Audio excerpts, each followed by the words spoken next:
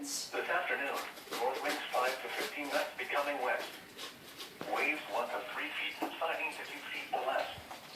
Tonight, southwest winds 5 to 15 knots diminishing to 10 knots or less.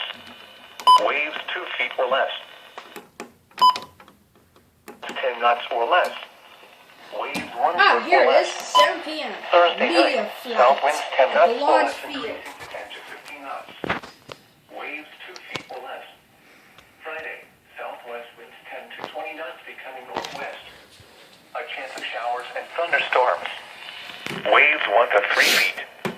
Saturday, northwest winds 10 to 20 knots becoming north and diminishing to 10 knots or less.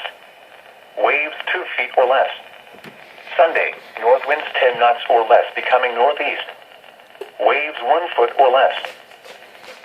The following lakeshore observations were taken at 10 a.m. The EAS header. Winds at Toledo were from the northwest at 4 knots.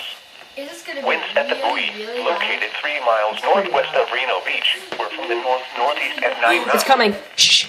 Waves on the lake were 1 foot and the water temperature was 75 degrees. Winds at Marblehead were from the north at 7 knots. Winds at the buoy, located 17 miles north of Vermilion, were from the north at 13 knots.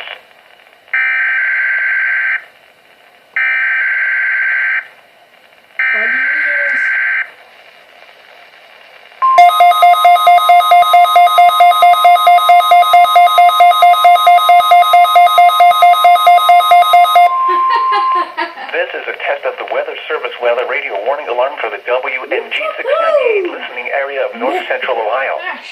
During potentially dangerous weather situations, specially built receivers are automatically activated to warn of impending hazard.